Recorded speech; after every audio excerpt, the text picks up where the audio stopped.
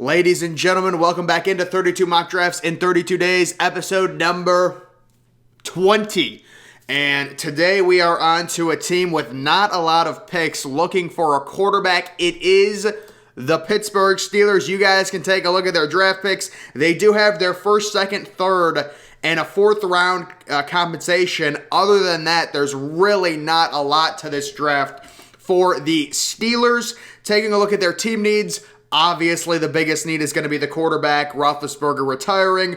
Offensive tackle, offensive line in general is a need. A cornerback, an elite cornerback. That's the one thing that's missing on this Steelers defense. Another guard, so offensive line, and then possibly a safety, I guess, to pair with Mika Fitzpatrick. But when it comes to the Steelers, guys, they kind of got screwed.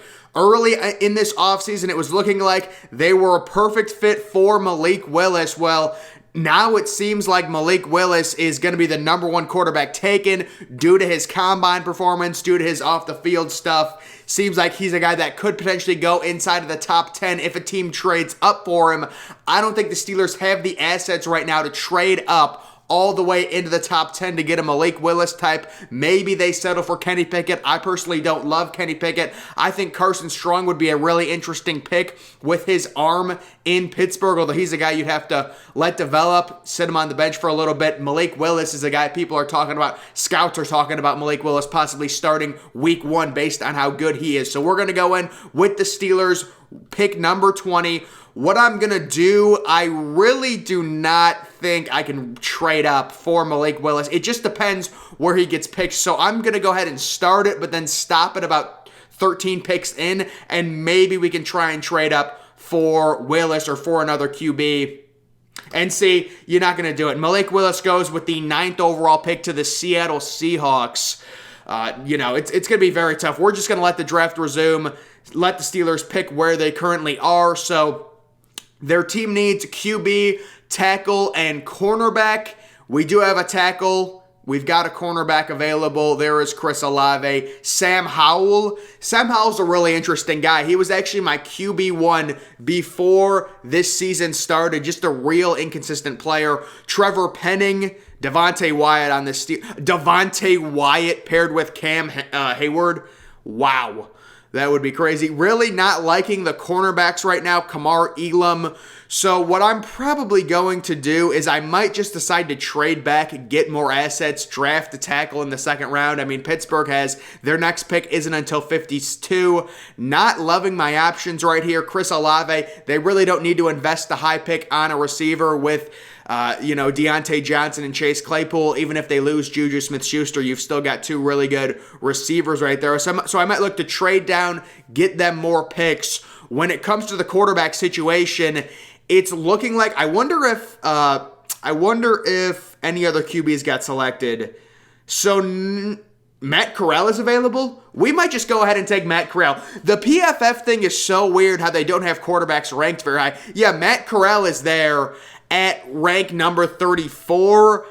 If I trade down, I do not believe he'll be there. So yeah, I think I'm just going to go ahead and go with Matt Corral for the Steelers. That's a good fit. That's a really good fit. Otherwise, I'm getting a real Jimmy G vibe with the Steelers, which would not be good for them. Because whoever gets Jimmy G, you got to feel for him. I mean, Jimmy G is worse than Carson Wentz. He's not horrible, but he's just one of those average quarterbacks. You need everything around him perfect to win. He did make a Super Bowl. He's won playoff games, I guess, kind of in spite of him. I mean, take a look at his playoff win this year. He threw for like 150 yards, and their only touchdown was like a special teams touchdown. So Matt Corral to me is just a better fit than Kenny Pickett. There is some similarities with Kenny Pickett playing at Pittsburgh University. He played at frickin' Heinz Field because Pittsburgh doesn't have a stadium. The reason apparently the University of Pittsburgh doesn't have a stadium is they have no space for it.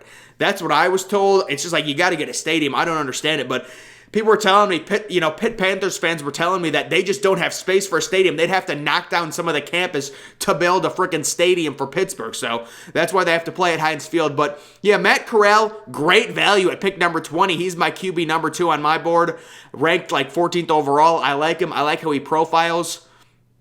We're not going to go ahead and trade up. Yeah, we will. We'll be nice this mock draft. We will be nice. We won't trade up. We'll see if we can get them a good cornerback. We'll see if there's any good value. You've got a guy like Martin Emerson. Martin Emerson, what did he measure at the combine? Did he measure 6'2"? Martin Emerson would be a good pick.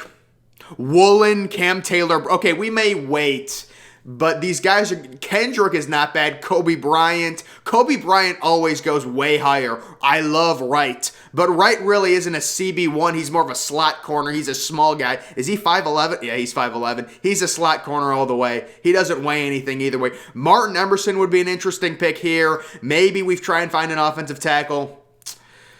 Abraham Lucas is a guy I really like. You know what? We can go right now.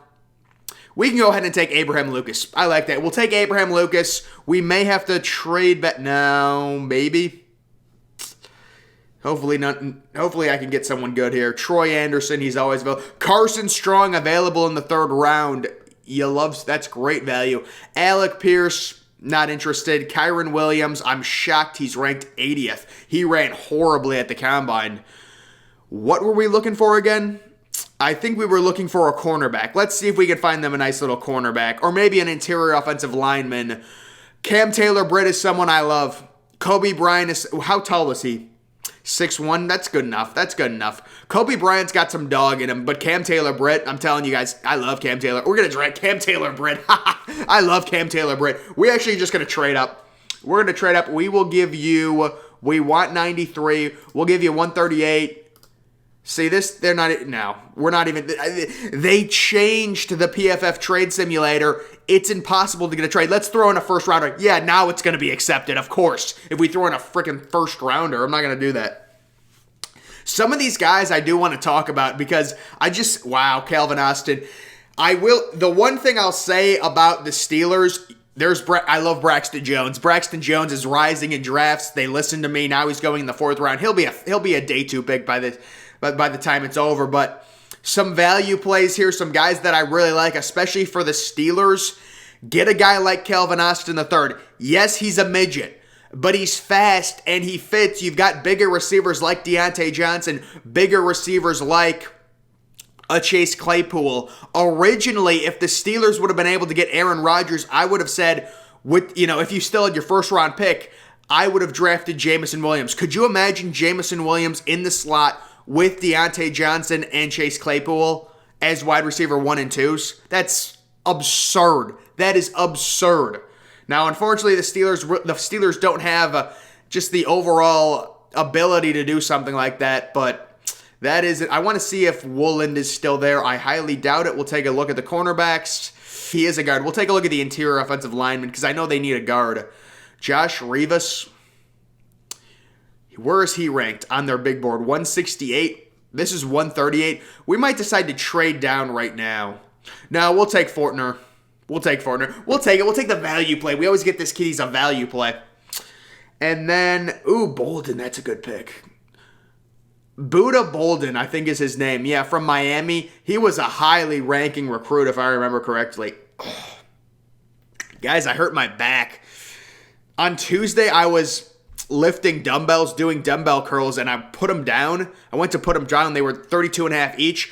I went to put them down, and I just threw my back out. Oh.